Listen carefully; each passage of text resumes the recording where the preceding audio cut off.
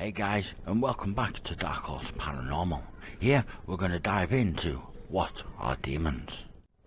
As you know, we have many different traditions around the world and cultures. They all have different beliefs on what a demon fundamentally is. But as a multi-faith paranormal investigator here at Dark Horse Paranormal, the best way is to describe a demon is simply a non-human entity that's malevolent. It's only fair to say that many different traditions and cultures have different beliefs on what a demon fundamentally is. But here at Dark Horse Paranormal, as a multi-faith paranormal investigator, the best way that we would describe a demon is simply as a non-human malevolent entity. Demons are often categorized as being evil, controlling and menacing, but there are good and bad people across the world. There should also be good and bad spirits of the dead, don't you think? This makes it very hard, if not impossible, to tell whether you are dealing with a demon or just a ghost of an evil person. Many ghost hunters and paranormal investigators who believe in demons often agree upon the claim that an evil human spirit is much less powerful than a demon. Over the years, they've come up with a few methods that signal differences between demonic hauntings and those caused by this malevolent spirit. We'll explore that later on. So where did the belief in demons come from? Well, it's risen throughout the 20th century. Even though demonic hauntings are rare, these terrifying intelligent hauntings, sometimes called interactive hauntings, evolve the presence of a supernatural being that is to manifest or communicate in some way, which can include levelling signs, clues or moving objects, but also believe that intelligent hauntings are the cause of cold spots within the rooms. However, unlike normal hauntings, demonic hauntings aren't the result of a deceased human spirit. Demons were never human. They have never been alive and only ever existed purely as malevolent energy, which is intent on causing suffering to those that it haunts. Some traditions go as far as say that demons may not even be a form of our plane of existence, instead believing them to be entities that have survived from a former universe or have found a way to cross over from a parallel universe, wherever it is they come from. Some demonologists tend to call it the internal realm. For those that reported seeing demons, usually have described them as being hideous, gothic, or evil-looking. They almost appear in black or as a dark animal, and they are said to be unclean and foul-smelling. It is also known that when demons manifest, they can take any form, although usually a human one. They also less frequently like taking animals like forms, most often a black dog. When in a human form, it's said that there's almost always something not quite right about their appearance, which gives away the fact that they are demons. They may have facial disfigurements, black eyes, missing body parts, malformed limbs and cloven feet. On rare occasions, demons are said to be manifest as a half-man, half-animal hybrids. So let's dive in now and look at the behaviour of the demon.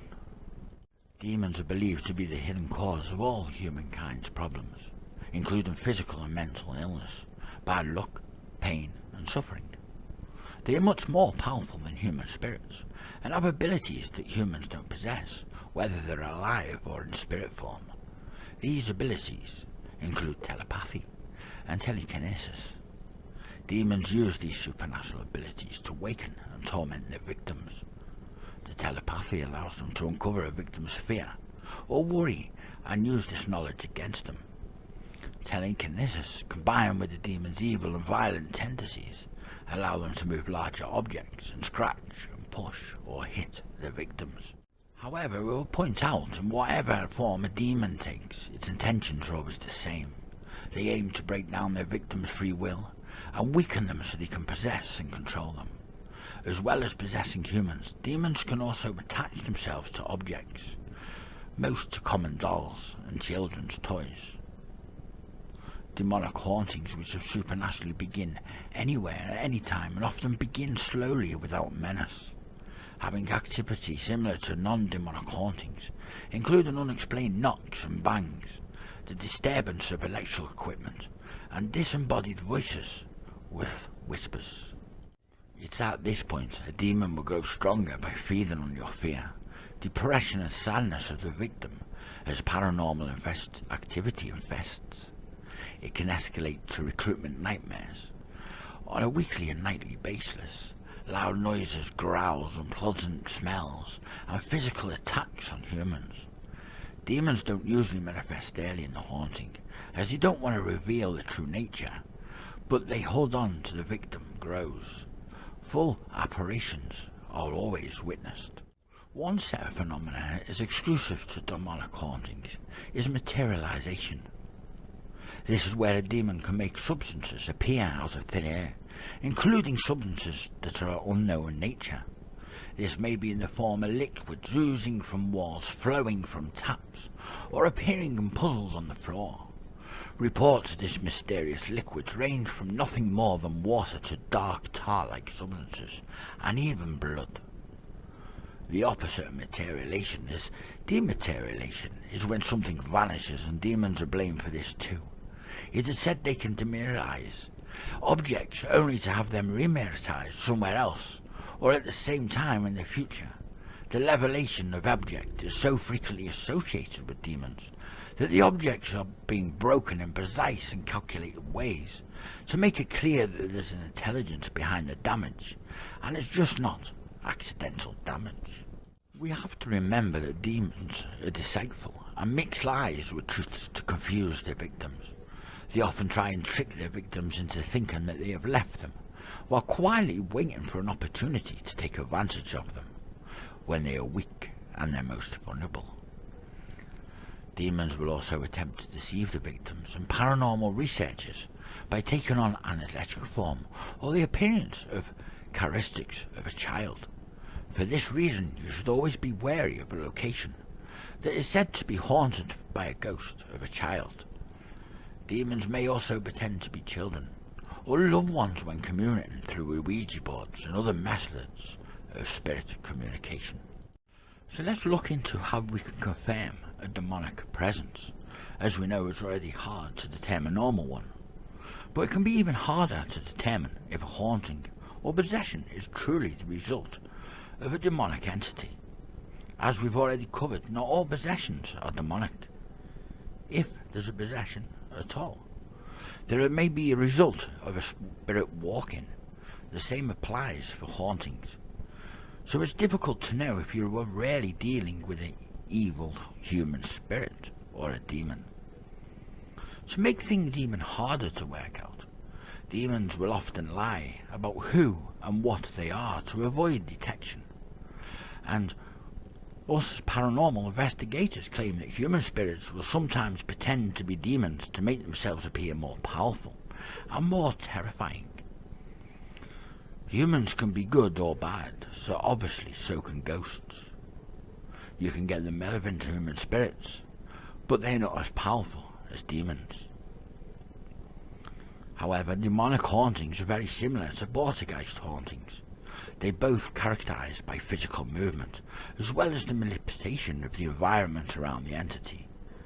Poltergeists, which means noisy ghosts from the German Poltergeist, and often dealt with the same way as demons. Exorcists are brought in to try and help them move on. However, poltergeists aren't believed to be demonic in a reign. And they escalated from the intelligent hauntings, where the spirit is often violent, threatening, and malevolent.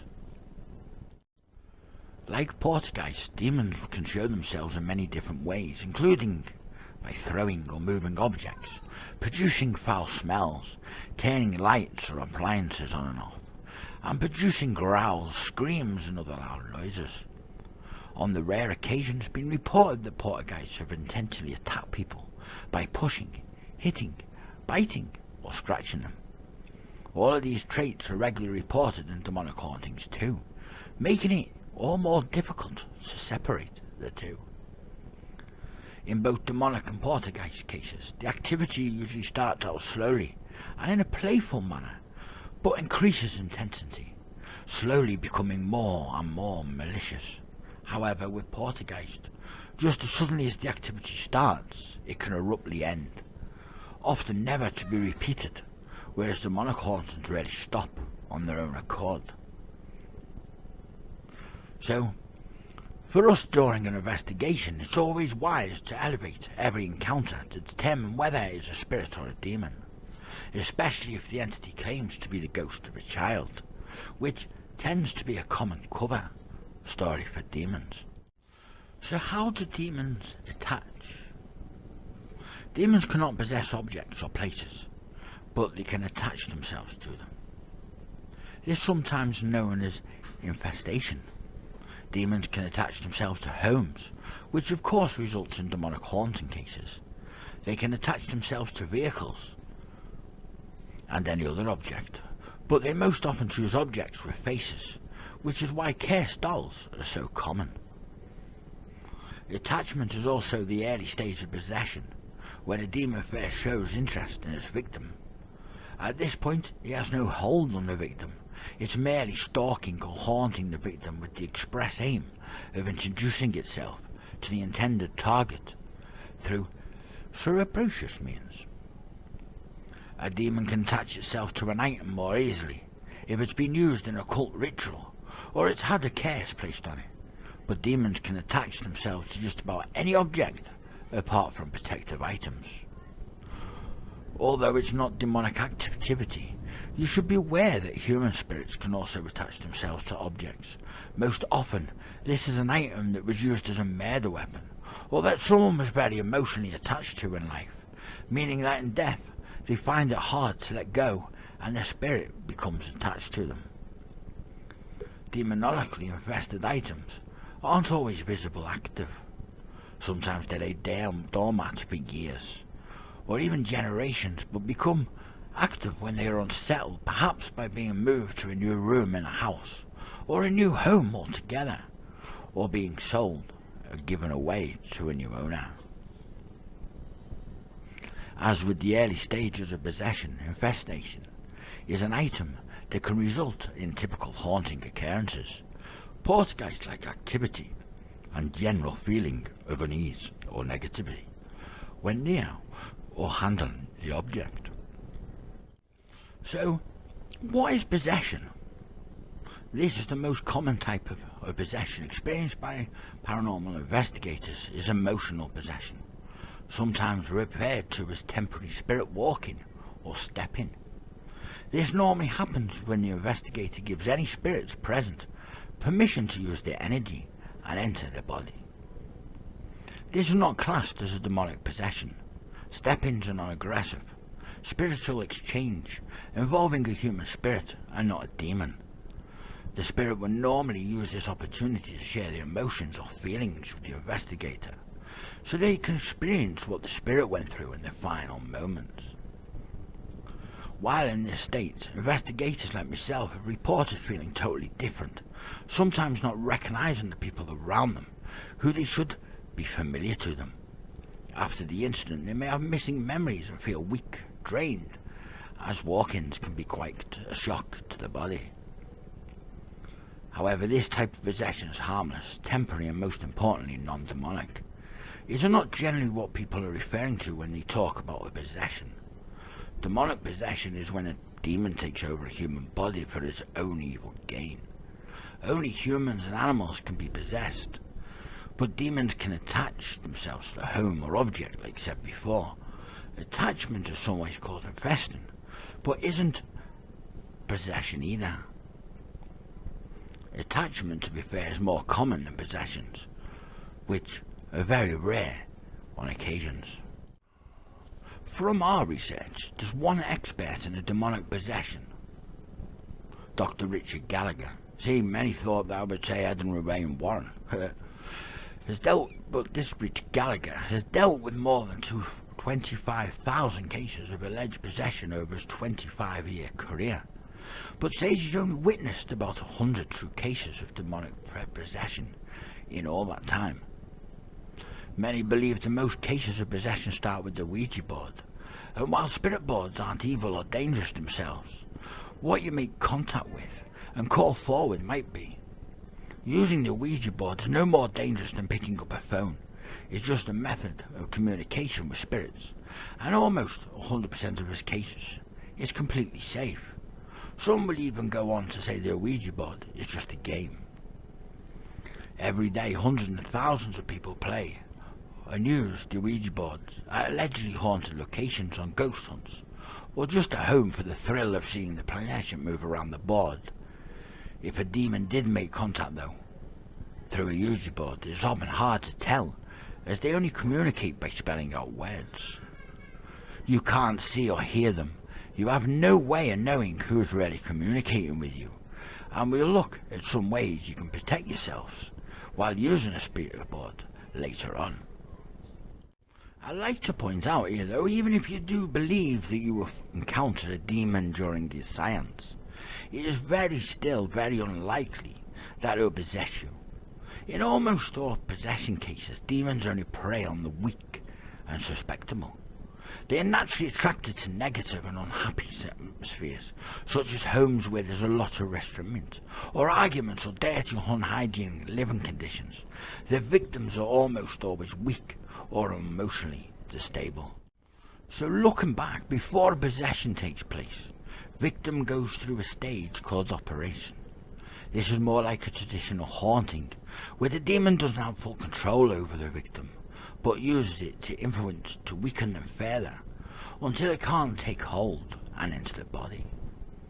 It is said that demons enter the body through the solar plexus, the back of the neck, the left side of the body, or having sexual intercourse with a person. The reason for possessing the living is in order to walk the earth. They are trying to get their victim's soul, which will allow them to take physical form and perform its evil deeds as a human. When a demon possesses someone, they slowly break them psychologically and physically. Eventually they hurt the victim. In extreme cases, they'll drive them to unlive themselves. After death, the demon is said to be able to claim the victim's soul. Usually when someone's possessed, the victim won't notice at first, and it's normally the people around them who notice that something is wrong. This might be a strange or paranormal activity happening around the possessed. The first sign for the victim is often experienced periods of missing time and blackouts. As the demon takes hold, the symptoms of possession become more obvious. The usual signs severely change to someone's personality. Inexplicable strength, supernatural abilities like those of a psychic. The possessed might demonstrate knowledge of future events, or be able to divulge information about someone that they shouldn't be aware of, like secrets, thoughts, or experiences that the person is never shared with. They may also have an ability to speak languages that they've never previously learned or spoken, include ancient dialects like Latin.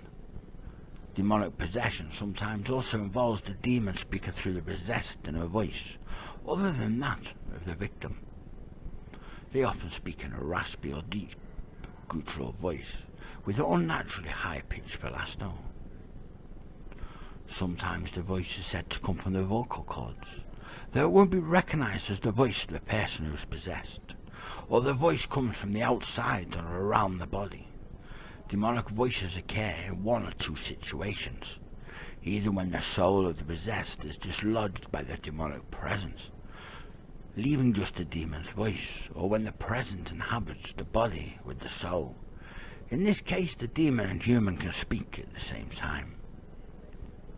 It is reported in rare cases demons can also cause the body to transform and confront in ways not normally possible. This can involve the manifestations of body wounds and scars which may take the form of words or symbols, like an inverted cross, 3 scratches, or the number 6.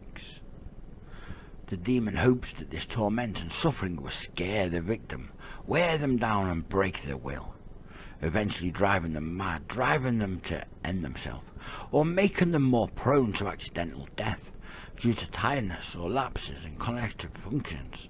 However, cases that have gone this far are very rare, and in many cases They are unproven to be the result of a demonic influence. There have been incidents where people have voluntarily let demons possess them. This type of willing possession is known as perfect possession, and often comes about as the result of something ritual or impact with a demon. In these situations, it's very hard, if not possible, to exorcise the person involved.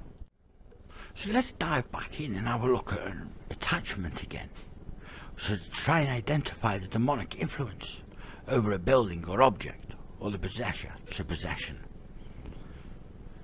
Well, in theory, if a demon attaches itself to a house, an object within a house, or a person in the household, then the result would be the same. The household will experience haunting phenomena that closely resemble the activity that you expect within a poltergeist case. Those living in the house may feel a general sense of discomfort or dread, witness objects moving, or even seeing apparitions. It can be very difficult, though, to determine if this activity is the result of a demon or just a malevolent spirit, but here are a few things to help you decide. In demonic hauntings, the entry often starts by ensuring the environment is safe for them. Unfortunately, this might result in the sudden, unexpected death of pets. It's believed that this is because pets are thought to have some perception of the spirit world, and therefore can warn their owner of a demonic presence. You may also find that protective or spiritual items are destroyed, or inexplainably lost. Traditionally, this would have been a religious object such as a crucifix, a Bible, or a rosary. But in the modern day, it could be anything that is charged with positive energy in order to offer protection, such as sentimental jewelry or good luck charms. Also, in demonic hauntings, activity usually happens in threes or sixes. For example, you might hear 6 knocks, or find 3 scratch marks on walls. They might result in negativity between family members or friends, which increases and leads to arguments, fights, and general discord. As with poltergeist hauntings, demonic attachments often centre around one person, and the entry often poses as a child, especially when the victim is a child themselves. This may be explained away as imaginary friends to start with, but eventually the demon may begin to show itself to others in the household. One thing to look out for if a demon does manifest in its movement. According to some paranormal investigators, even if it's viable, is nothing more than a shadowy mass. Demons often move from left to right across a field of view. Other signs to look out for include entire homes or rooms being ransacked, even though nothing has been taken, and writing on walls and other places of the building. In extreme cases, victims may awaken at night to a feeling of being held down in bed. Upon waking, discover unexplained bruises and scratches on the body. With that, now let's have a look again back at possession and identifying a demonic hold over a living human's body. There are very few possibilities when it comes to confirming a demonic possession. Firstly, there may be no possession at all. The alleged possession could be a result of a mental illness, a delusion, or nothing more than a faked incident. These possibilities should be obviously all considered when diagnosing a case. Secondly, the case might not be demonic in nature, and this could be a spirit walking, or another type of spirit attachment. Third and finally, it could be a genuine case of demonic possession. It is said the easiest way to confirm whether a possession is demonic is to use a protective item without the victim's knowledge. We'll explore protective items later on, but this can be any object that is charged with positive energy, or has religious sacrifices or holy water if it has a meaning to you. You should always hold the protective item behind the head of the possessed without them knowing, to see how and if they react. If they are truly a demonic entity, then they should react to its proximity. You can also try using regular items if the possession is real, and they will not react to an item that isn't blessed or empowered in some way. If using holy water, try sprinkling both regular tap water and blessed water over the victim to see if they react differently to each. However, there are some telltale signs that someone is actually possessed, and the person does not blink. They may become withdrawn and start to pull away from their family and friends, and they may lose interest in their usual hobbies, interests, and commitments. They may also become emotionally intense, specifically in the form of anger directed at those around them. You also look out for unexplained marks on the body such as scratches, bites and bruises, especially if they're in place where the victim shouldn't be able to inflict those injuries on themselves. They may also show sign of inexplainable signs of illness and weakness of their entire body or mind. Signs of this include weight loss, hair loss, change of skin tone, loss of appetite, vomiting, and a loss of energy. Contrary to this, those that are possessed are sometimes said to have extreme strength beyond their normal abilities.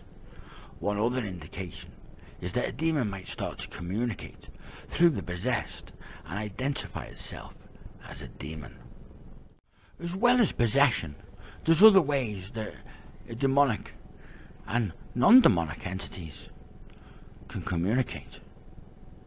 So, how do you identify a demonic contact during a seance or instrumental trans-communication session? During a Ouija board session, demons can often be detected by mysterious behaviour, inconstant answers, or clear lies. Usually when starting a Ouija board session, you call out to any spirits that are present. Is there anyone there? After a while you should see the planchette move across the board, hopefully towards yes, but sometimes it moves to no. This is said to be a strong indication that you have encountered a demon. Another sign is when you ask a spirit its age, and it moves to number 0 on the board. There may be also cases where the demon simply introduces itself as such on the board. It's not just the Ouija boards, though, which demons make their presence known, but through all forms of spirit communications, especially forms of instrumental transcommunication, and ITC, a common set of techniques that's used to contact spirits using electronic means to record or hear their voices. Two common devices for the ITC are digital audio recorders and spirit boxes. Audio recorders are used to capture electronic voice phenomena, EVP. The spirit voices are not heard at the time, but when reviewing the audio, any EVPs will be present. It is wise to point out here that there's some EVPs that have been proved and debugged as well as spirit boxes. But that's for another video. A spirit box rapidly scans through the AM, MW and FM radio spectrums backwards, emitting frequent bursts of white noise and static that can be heard. Spirit boxes usually have various settings that allow you to tweak which bands the device scans through and how much of each frequency step you hear. This usually ranges from 100th to just a second up to a second. Just like with audio recorders, you should be able to hear EVPs among the white noise, but the answer will be audible in real time. However, whichever method that is being used, you should always try and call out to any spirits that might be present and encourage them to come forward and talk to you and questions you ask and gain answers for your questions. If using a recorder, leave a gap of the spirit to answer. But when using a spirit box, listen for the answers within the noise of the spirit box. Ideally, a response that scans across several steps on the frequency scan. When reviewing the audio from a recorder or listening to responses such as a spirit box, it's not uncommon to hear voices in the audio answering questions. But if the voice sounds gruff, deep or animalistic, then you may have encountered a so-called demon. Demons are also sometimes captured in EVPs as growling. It's better to use headphones rather than small and inadequate speakers in the recording device itself to monitor the audio. However, the best way to review the audio is to transfer it to a computer, which allows you to review the audio in greater detail. You can do this by using free audio editing software to boost the audio level and hear responses more clearly. So now to the part that you're waiting for, probably. What will happen if you do actually encounter or take on a possessed or attachment of a demon? Well, traditionally, it's an exorcism. Exorcisms are usually elaborate rituals of some kind. They're designed to remove demons and negative energies. It's traditional and antique practice that is part of the belief systems of many cultures and religions, most notably the Catholic faith. In fact, the Catholic Church still takes exorcisms very seriously to this day, and recently announced that the demand for exorcisms is on the rise. Up until recently, only a number of priests can perform the ritual, as the texts are written in Latin. To meet this new wave of demand, the Church has been distributing its guidelines on exorcism in English, meaning that the ritual will be accessible to more priests. The Church would argue that even if you had a copy of their exorcism guidelines, you still wouldn't be able to conduct an exorcism yourself without being an ordained priest. As with many other aspects of demonology, there is dated concept, and there's no reason to assume that all demons only respond to a Catholic ritual. An exorcism is not and never been limited to just one religion.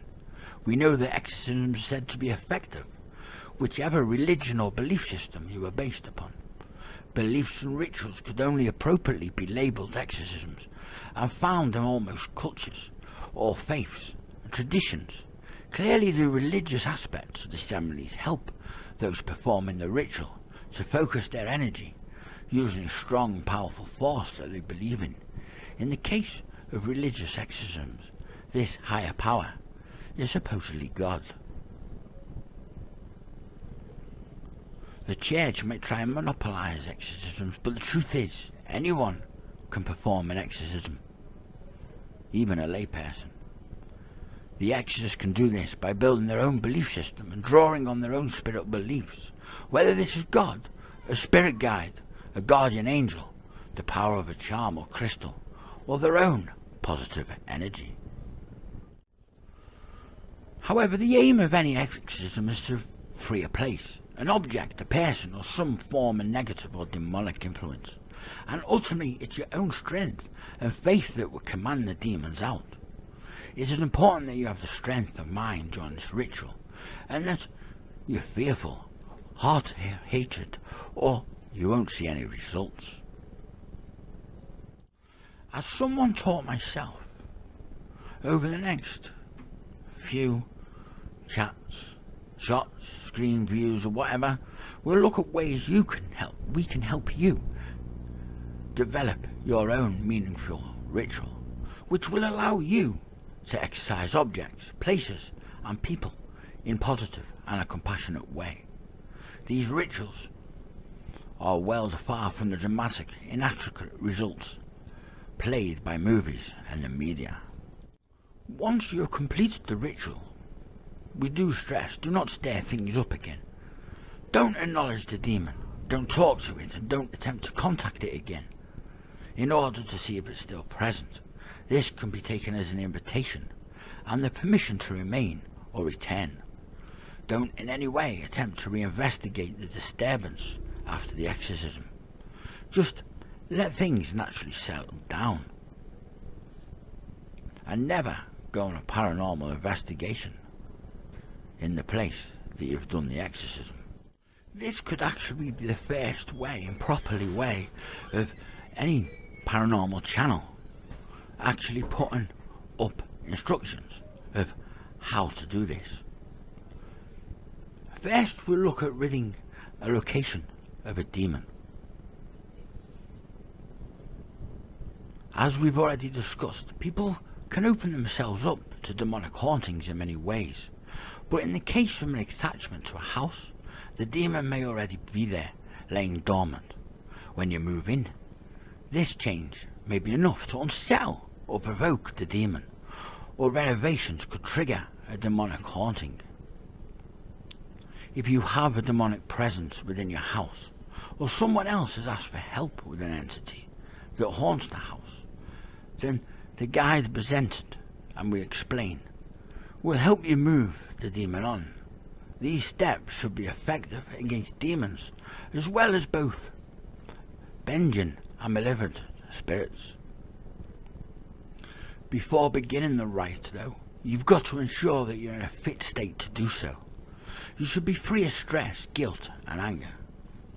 You should be alert, unladen by negative emotion, and not under the influence of drugs or alcohol.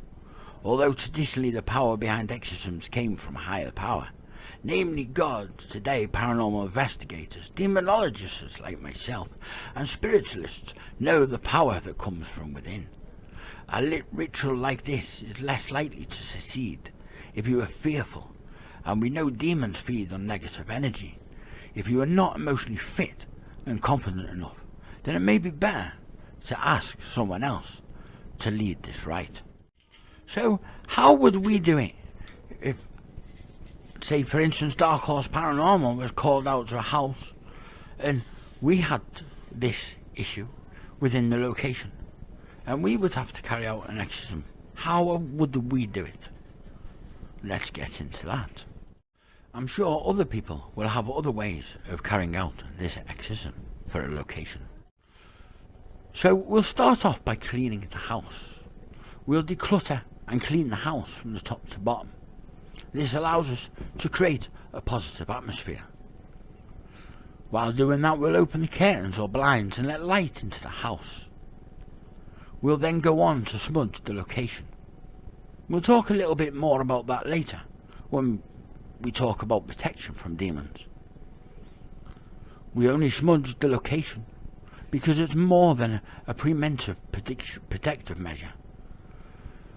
We'll make sure that we'll be a little more thorough and ensure that we smudge the inside of wardrobes, cupboards, crawl spaces, the attic and basement. We'll ensure that we smudge the whole environment before and after the ritual, which is important. Our next step is to walk around the house in an active area of the building and call out to the demon. We'll be firm and confident and command it to leave and never return. We won't use an angry, aggressive or confrontational tone. We'll just let the demon know that we mean no harm, but make it clear that the physical world are not their place anymore and that they should return to their own realm. We'll invest a good amount of time into this step. Of course, it depends on the size of the property, but an hour's a good guide. During this time, we'll make sure our fear doesn't creep in. If we hear a strange noise or expect anything odd, it won't bother us. We'll ignore it and speak over it and drown it out. What we call out is really up to us. If you're religious, you might want to command the demon and leave in the name of God. Or you might want to call upon a spirit guide or guardian angel to help push the demon out. If you have none of these, then maybe if you do it yourself, you can focus on your own inner strength and power of an item that holds a meaning to you, such as a piece of jewelry, a crystal, or a projective object. Remember, the name holds power. So if you know the name of the demon that you're trying to banish, then for us, using their name will give us greater power and control over them. We'll use the name frequently.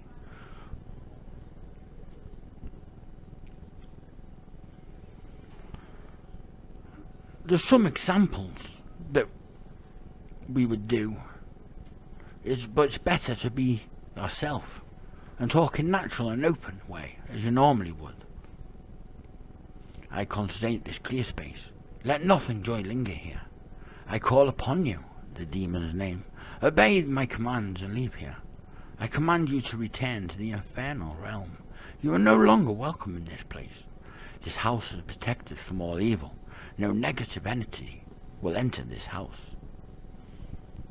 Once you feel a change in the atmosphere and the environment settles down, it's then the ritual will end. Once again, like I said before, smudge the entire building. We'll put up protective symbols around the house. This symbol could be anything of meaning to you. Most people choose a cross, the Celtic triple knot, a pentacle or runic symbols. You draw the symbol anywhere something could enter the house, like a door, windows, chimney breasts, or ventilation. You may also want to include the house with salt, simply shaken salt out of a complete line around the house or the building. So let's have a look at how to rid an object of a demon. First, you need to confirm that the object you're working on is in fact hosting a demonic presence. If this is definitely the case, then ending a demonic attachment with an object is much easier than with a person. And there's a few more options to choose from. One thing you definitely should not do is either give them away or to someone to throw it away. This doesn't solve the problem, it transfers the negative energy to someone or somewhere else. If you don't mind destroying the object, then the best way to deal with it is to burn the object, as fire always and has been still used in purification rituals. Obviously this method only works for objects that are flammable. Avoid burning plastics and other materials that release potentially toxic fumes when burnt. The best way to burn an object is to first light a fire, either outdoors or in a fireplace. Once the fire is well lit, carefully throw the object in and let it burn. Do not extinguish the fire yourself. Wait for it to naturally burn out.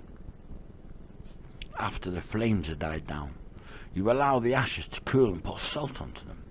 The spiritually purifying substance will ensure that the evil energy has completely left the remains of the object. You mix the salt and the ashes together, place them in a container, and bury them as deep as you can within the ground. The best place to bury the ashes is at a crossroad. Crossroads are sites where paths cross, and over time many people's energies cross here. They are said to be supernatural active, and a point where two realms can meet. In fact, in the UK there is a tradition of burying criminals at crossroads, those who cannot be buried in concentrated ground. If the object is inflammable or can't be burned, there's another option to simply bury it and abandon it at a crossroad. Some also say you can remove the object from the home and place it on a stone, allowing the natural substance to store negative energy. You can dig a hole, place the stone in it, pour salt over it and then bury the stone, leaving the object untouched and free of evil. Before you bring the object back to your home, be sure to smudge it with sage. As an extra precaution, simply light your sage. Once smouldering, pass it over the object, surrounding it in the smoke. Another method for items that can't be burned is to throw them into a living body of water, like a river or an ocean. Ideally, it should be salt water. The faster moving, the better. Whether you burn the object, throw it into water or bury it as a precaution, you should smudge the whole house with the burning of sage when you return to your home. Now for the final one. How do you rid a person of a demon? Exorcising a person is a lot more serious than ridding a house of demon. If you don't practice the ritual with comparison, respect and sensitivity, then you can end up making things worse.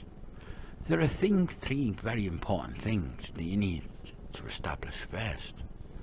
The first and most important thing that we need to know is whether the victim truly does need to be exorcised. But if you really need to be sure of this before going any further.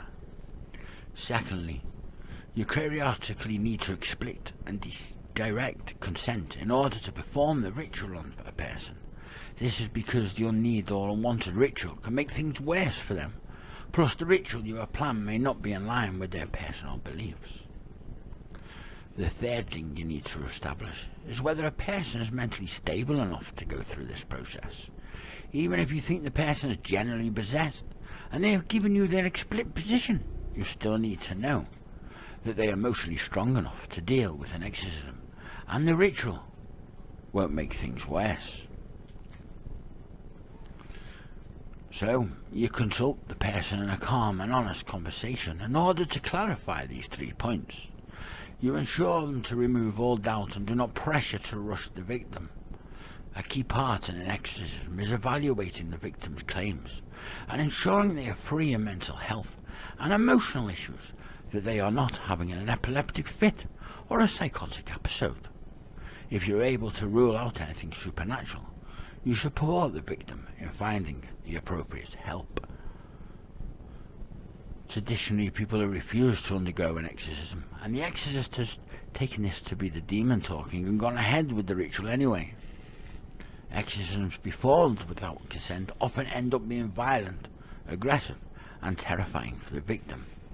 This is never acceptable. If it is clear that the person needs help, but is refusing the assistance, then you should encourage them to speak to a professional or a trusted friend and family member who can find alternative help. Once you've gone on and established the victim as mentally and emotionally stable enough to continue, you need to make sure that you are too. You need to be sure that you are feeling strong, confident, stress-free, rested, and not under the influence of drugs or alcohol. This ritual relies on your positive energy. If you are fearful or not emotionally fit and confident enough, then it may be better to ask someone else to lead this rite. It is important to point out here, an exorcism should never be violent or aggressive in any way. There does not even need to be any physical contact with the possessed. In some ways, exorcising a person is very similar to exorcising a house. However, ridding a person of a demonic attachment is much harder than ridding a house. Demonic possession is a various cycle. The demon preys on the weak, drawn to them by their negative energy. As the demon takes hold, its victim becomes more withdrawn, depressed, and more negative. This negative feedback loop will help the demon gain strength in the tighter hold. Therefore, it might take several attempts at an exorcism to break through that cycle. So, you never expect instant results. However, it's a good idea to start by cleaning the person. You might want to suggest that you take an herbal salt bath. Use white sage body scrub. Both salt and sage are said to be powerful substances that spiritually cleanse and drive away negative energy. The next step is to cleanse the person from smudging technique that we'll cover again with protection from demons. You first ask the victim to remove all shoes and belts, as well as all metal jewelry. Then mentally focus your energy before lighting the tip of the sage with a match, lighter or candle, and gently waving the smudge stick in the air until the tip begins to solder. Take your smouldering stud stick and pass it around the body so the smoke surrounds them. Start with the area above the head and continue down to the feet. You should allow at least 10 to 15 minutes to complete this part of the ritual. The next step is to ask the demon to leave. You should invest a good amount of time in this step. During the part of the exorcism, be sure to listen to the victim and ensure they are comfortable throughout. If at any point they want to stop or need a break, then you should allow them to take as long as they need. In a calm and non-confrontational tone, command the demon to leave his victim body at once. Be strong and confident in your request. Do not show anger or frustration. Reassure the demon that you mean no harm. Make it clear that the demon is not welcome in this world and it should return to its own realm. The exact phrasing that you use during this step right is up to you. You should draw on your own inner strength, positivity and beliefs. Remember that knowing the demon's name gives you power over them. So if you've got that, use it frequently. Some example indentations below. I call upon you with the demon's name, obey my commands and leave this person. I command you to return to the infernal reign. and leave the person alone. This person is protected from all evil. No negative entity remain here. I concentrate the clear to the person. I let nothing but joy linger in them. Eventually you shall notice the victim, and a change in the victim will indicate that they have noticed a change themselves. You should then once again smudge them before smudging the whole house, to ensure the negative energy is driven away for good. So let's now look at protection from demons. First, we mentioned about sage within the exorcism and ridding the demons. So let's have a look at cleansing. It is often advised to use burning sage to drive away demons and evil spirits. This is known as smudging, and the technique can be used to cleanse an object, a building, or yourself, or another person. Smudging is most often performed with white sage as part of many belief systems, including neo-pagan spirituality, such as modern Wicca and paranormal investigators. Sage has been burned by many Native American traditions for centuries to aid spiritual healing. Perhaps it's due to natural antibacterial properties. Its smoke is said to clear bacteria out of the air. Some research has suggested certain extracts of sage may have positive effects on the human brain functions. Sage smoke is also said to be an odour remover and a bug repellent. Smudging involves burning dried sage. It is believed that the smoke can purify space and drive away negative energy. It is said to form a ritual alchemy. The smoke filling the element of the air is said to help humans better connect with the spiritual world around them. It is rooted in the Sumerian tradition of burning incense, which can be traced through the east parts of Asia and dates back as far as ancient Greece.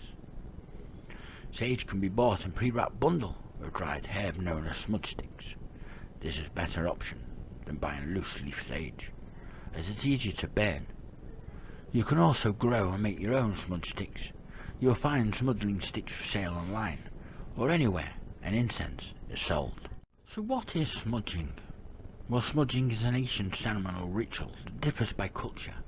Many of these traditions have been forgotten and may not be in line with what your beliefs. So it's best to come up with your own ritual that you are comfortable with and means something for you. To ensure smudging is your own meaningful ritual, perform your ritual slowly, with full awareness and in a mindful manner. You should allow at least 10 to 15 minutes to complete the ritual. White sage is commonly used, but you can use different varieties of sage like desert sage, Russian sage, mugwort, which is black sage. You can also use cedar, sweetgrass and lavender. However, if you're smudging yourself or another person, it's best to have the person being smudged remove metal jewelry, belts and shoes in order to prepare themselves mentally and spiritually. Next, you start the ritual by mentally focusing your energy before lighting the tip of the sage with a match, lighter or candle, then gently waving the smudge stick in the air until the tip begins to smoulder. Throughout the ritual, be aware of the glowing embers falling onto the floor. You simply take your smouldering smudge stick and pass it around the body so the smoke surrounds them. Start with the area above the head and continue down to the feet. Be sure that you take your time. This same procedure is used to cleanse any object. Simply move the burning sage all around it, engulfing it in sage smoke. If you are smouldering a building or a room, you'll need to move around with the burning sage. It's a good idea to carry a plate with you, as means to catch any smouldering ash. Keep a means of lighting the sage with you too, as you may find you need to relight the herb during the session. While doing this though, ensure at least one door or window is open throughout. The sage smoke will drive a demon away and open exit routes and give the demon a clear indication of where it should go. When smudging a building, most people start at the front door or main entrance, while others begin in the east or west wall.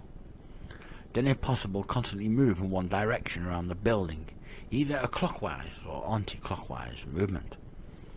The direction and the route you take is up to you.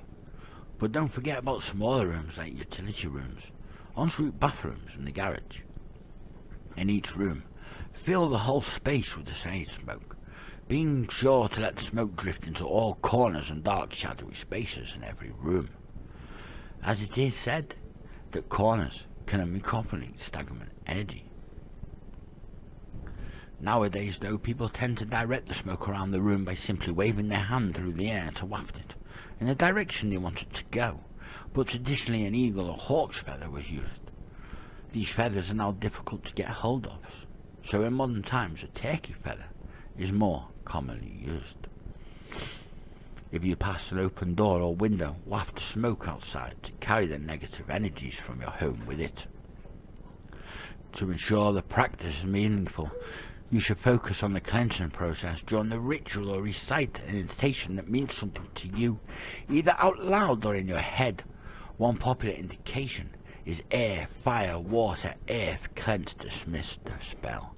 Once you've smudged all the areas of the room or building and return to the starting point, gently extinguish your sage bundle by stubbing it out on a non-flammable heat-resistant surface. Let the ashes cool down, pack them away. It could be used in your next session, and you can also return the leftover sage to the earth, if you wish. So let's have a look at protective items. Traditionally, demonologists would carry protection in the form of a cross, holy water, the Bible or rosaries, although these items are still perfectly acceptable if they fit your religion's stance. Nowadays, though, many paranormal investigators carry a form of spiritual protection or a defensive item that has a specific meaning to them and their beliefs. In fact, it doesn't really matter what the object is. If you feel strongly about it, then the belief is that it was charged with your positive energy. Most commonly is a form of jewelry like a bracelet, a necklace or a medallion. It can also be a tattoo of some kind of scared item, if anything else that makes them feel safe and secure. Protective jewelry often indicates symbols like Celtic triple knots, known as terraquita, also a pentacle, specific runic symbols, or a blue eye symbol, usually made of glass, called a nazar, but referred to incorrectly as the evil eye. It's actually a Middle Eastern talisman to ward off the evil eye, which is a curse believed to cast by a malevolent galore that is used given to a person when they are unaware. If you are, however, thinking of getting some protective jewelry of your own, then silver is said to be a good choice, as it purifies its surroundings and interferes with spirit communication. You could also consider an amulet of protection or a charm, which is usually made out of natural substances, crystal or semi-precious stones. There's a long-standing belief that crystals and certain stones can protect people from demons, demonic hauntings and possession. There isn't a really right or wrong when it comes to choosing the best stone to protect you. You should pick something that appeals to you, and you can focus your positive energy on. Traditionally, stones like amber, black onyx, ruby, amethyst and jade and tourmaline are used. Pediatrics is said to ward off demons, and chrysobel is believed to simply protect against possession. Iron is thought to repel demons. In fact, iron chains are said to be the only type of restraint that works on a demonic entity. Salt is also frequently used protectively item that is believed to repel demons as well as other negative spirits. It's sometimes worn in the form of rock crystals in a pouch around the neck, giving you constant position during an investigation or seance. Paranormal investigators use salt, specifically sea salt or black salt, to draw a circle on the floor to make a safe area that demons cannot enter. It can also be used to protect a house by sprinkling it around the perimeter of the building, across doors and windows. Another way to protect a house is to use a small terracotta bowl, known as a demon bowl. The bowl is inscribed in incantations or religious texts, depending on your belief. It's said to either repel or trap demons. Traditionally, the bowls were buried in foundations in the four corners of the house. This may be difficult to achieve in a modern home, but they may be just effective if it's placed on a window or an entrance hall. So, what precautions can you take? Well, Firstly, the risk and negative side effects from investigating or interacting with demons are very low, but it's still a good idea to ensure that we feel very spiritually and mentally protected. Therefore, when entering into an investigation or performing a seance, we actually ensure that we're not troubled by negative emotions, we're not tired, and we are guilt and stress-free. Some find it easier if they have a spirit guide or guardian angel who they can call upon, to ensure they're aware of what they are attempting to do, and call them for the help and support. If you are religious, you can pray for protection, or bless your surroundings.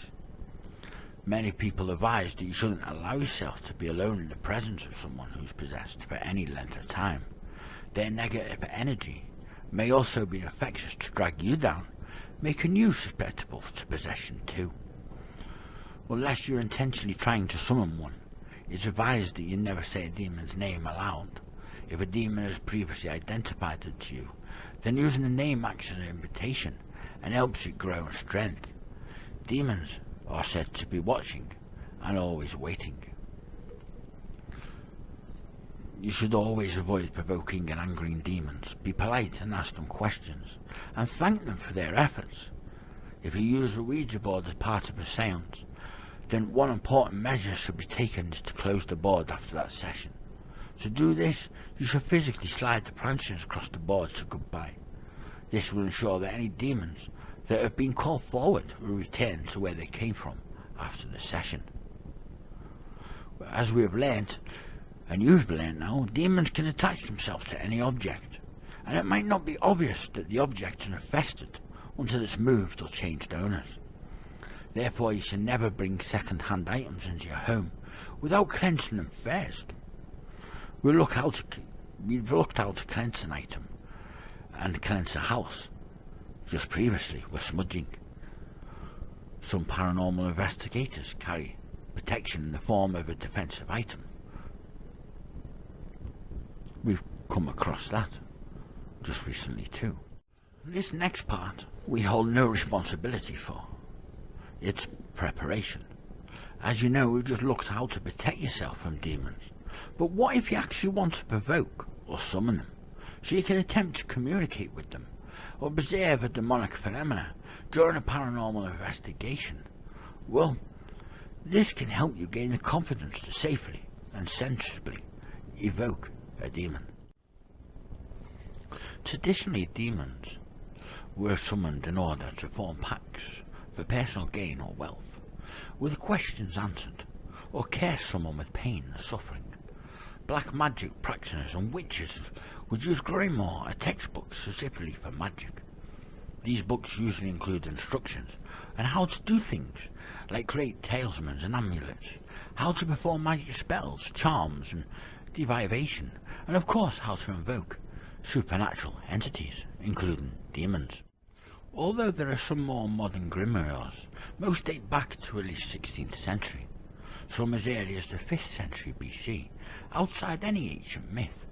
There's no evidence that any such practices have worked. However, modern ghost hunters, some have often reported successful attempts to summon demons as part of their paranormal investigation. To be fair, you don't need specific skills, psychic powers or experience in order to summon a demon, but the act should be performed responsibly due to a demon's tendency to attach itself or follow those who summon it. You should always do your best to ensure that a demon returns to its own realm after the session. So, to increase your chances of summoning a demon, it is important to set the mood. It is best to hold your ritual in low light or by candlelight, not in complete darkness. Demons also move in the light more than the dark. You could also try burning some light incense, but avoid burning sage, as this is believed to drive evil energy away. Make sure you're comfortable. Making contact with a demon can take time and patience. You will need to make sure you're not distracted during the ritual, so put your phone on silent. Shut pets and other distractions out the room. As with any type of paranormal interaction, like a science and vigil or attempt to communicate, you should make sure you're in the right headspace first. You should be alert, feeling positive and confident, and not under the influence of drugs or alcohol. it is best to attempt to summon demons between 3 and 4. This is the witching hour, also known as high noon of the demonic day. Dusk till dawn around 9 to 5 is said to be the most paranormally active time of the day, but 3 AM precisely is the single most active time of the day. Of course, there are countless sightings of ghosts and demonic activity, not in the dead of night, but also in broad daylight and lit houses. But paranormal investigators and demonologists like myself tend to prefer to work within the dark. Many paranormal investigators believe that ghosts and demons are a form of psychic or electrical energy. It is claimed that in order for a demon to manifest, it needs to draw on its own energy to take a physical, or at least a visible form. The belief is that the light environment, a demon doesn't always have enough energy to manifest and become visible. It's being drowned out by surrounding energy fields. Occasionally a demon is strong enough to overcome this barrier and manifest during the day, but generally it's thought to be more different. The effect is similar to the principle that a radio has a better reception at night. You'll find that you're able to pick up radio stations from further away. This is because during the day, solar radiation from the sun ionizes our atmosphere. This heavy ionization in the atmosphere is known to drown out certain forms of electrical activity, such as radio and television broadcast, and it is the same energy that is reducing demonic manifestation. So let's move on to invocation. Invoking a demon might sound daunting, but it can be as complicated, ritualistic, or as simple as you want it to be. It could be as easy as eliminating distractions by sitting alone in a darkened room and asking the demon to come forward. It is important, though, to remember that demons are unpredictable by nature, so you should avoid angering or antagonizing them at all costs.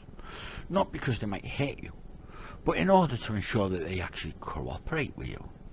Be sure to treat the demon with honesty and respect. Always be polite, and most importantly, don't make demands or command the demon. You should only make requests. Invocation involves asking demons to come forward by calling out to them.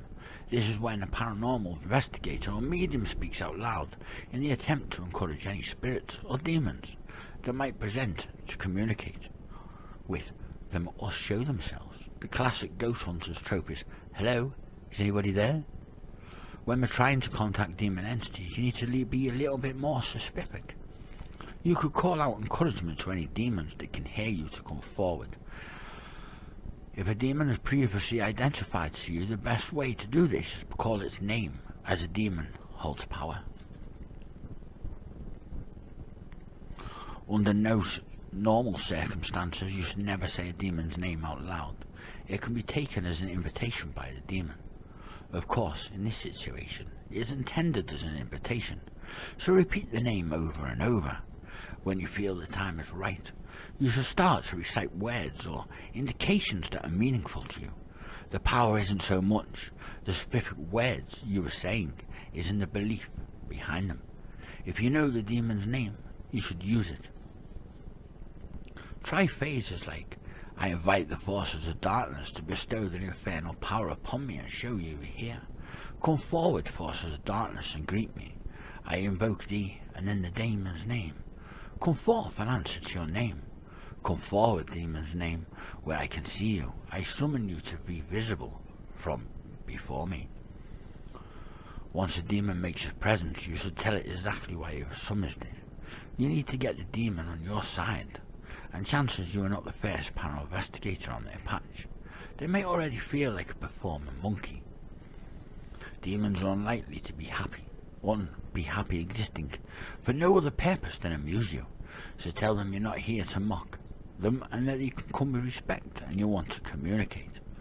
Ask the demon if they need help or have a message.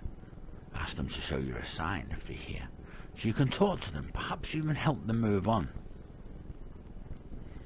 Demonic entities are usually only able to give subtle clues to the fact they are present. They might use our energy to communicate through the Ouija board, knock over an object, tap on a hard surface, make a sound in someone's ear. It's unusual to hear a loud noise, a clear voice, or see an object deliberately being moved for any period of time. So we can assure that demons have to muster up a lot of energy in order to give us these signs. Therefore, you should thank the demon for their efforts. If they do something you have asked them to do, give them encouragement. Let them know what they have shown you is great, but ask them to do a little more if they can. Be sure not to shut the session down prematurely. One common mistake is to say, like, give us a sign you're here and we'll leave you alone. To be true to your word, if the demon does give you a sign, then you have to pack up and end your investigation. Otherwise you have lied, and the demon is unlikely to trust you or do as you ask. At this point you might want to swap and switch to methods of communication such as a Ouija board, a spirit box, a digital audio recorder, in order to capture EVPs, like any other method you are comfortable using. This might enable you to have a meaningful conversation with the demon. Below is a list. I'll give you now a list of questions and phrases that you can use to encourage the demon to communicate with you. It's better though to be yourself and talk in a natural and open way as you normally would. If you can hear me, tap on the floor. If you can make a noise to let us know you're with us. If you are here, can you show yourself to me? Can you throw something? Can you copy me, then tap on a service or whistle? My name is, can you tell me your name? Tell us who you are, introduce yourself please. If somebody's here now, can you walk forward towards us? Are you happy for us to be here? 2 taps for yes, 1 for no. Can you come and talk to us? Of course, if you establish a dialogue with the demon, you can ask more in-depth questions. Try to ask questions that no one in the room would know the answers to, so you can rule out fakery or people subtly affecting the outcome. Whatever way you decide to do it, once your session with the demon comes to an end, you should do all you can to ensure that the demon is still not present in that location. Even if you think you're unsuccessful, you should still take the precaution, as there's always a chance that you successfully called something forward, but it refused to interact with you. If you're using a Ouija board, it's advised to close the board by moving the planchette to the word goodbye. This ensures that any demons have been called forward won't follow you after the session. It's a good idea to tell the demon that it must not remain when ending the session. Simply call out to the demon and say something like, thank you for making yourself known to me this evening. You must now turn to the realm you came from. You cannot stay here. You can use the cleansing and protective techniques that was discussed before to drive the demon away. And you can also use the techniques before to exercise a location, which can be used once you have summoned a demon. So what are the final thoughts after all what I've just said? Well, demonology is not a supernatural ability or a gift that you're born with. It's the study of demons and demonic beliefs. Obviously what I've just gone through is an approach to modern demonology that will give you practical skills in identifying and communicating with summoning and controlling a demon. Traditionally, demonology requires some type of religious belief, but demons are more than the antinologists in them one religion. Once you've studied what I've just said, there are a few things that you can put to your knowledge and ability to use to diagnose and understand and put an end to strange going on, and maybe it's in your own home. Help others with demonic issues. Summon or provoke demons as a paranormal investigation. For those that live in houses that are said to be haunted by a demonic entity, and have often described negative atmosphere and increase and incidents and illnesses which can lead to violent behaviour, depression and even ending yourself, but there have been no recorded deaths that have been conventionally attributed to a demonic possession or haunting, ever. A demon is a non-human malevolent entity that's never been alive and has only ever existed purely as malevolent energy. This energy is intent on causing suffering to those that it haunts. Demons are deceitful, frequently lie and mix lies with truths to confuse the victims. They can take any form, usually when it's human, or sometimes animal forms, most often a black dog. Demons are believed to be much more powerful than human spirits and have abilities that humans don't possess, including telepathy, which allows them to uncover the victim's fear or worries and use this knowledge against them. Demonic hauntings began slowly, and they're not menacing, but as the demon grows in strength by breaking down the possessed free will and feeding on the negative energy of their victim, the paranormal activity will increase. It's said that in extreme cases it can drive them to end themselves. After death, the demon is said to be able to claim the victim's soul. Demons prey on the weak and susceptible, entering the bodies through the solar plexus on the back of the neck, through the left side of the body, and having sexual intercourse within a person. Signs that someone's possessed include personality changes, inexplicable strength, supernatural abilities, knowledge of future events or information they shouldn't know, an ability to talk in other languages they haven't learned, producing unrecognizable voices, appearance of wounds and scars. They don't blink. They become withdrawn. They lose interest in usual hobbies, interests and commitments.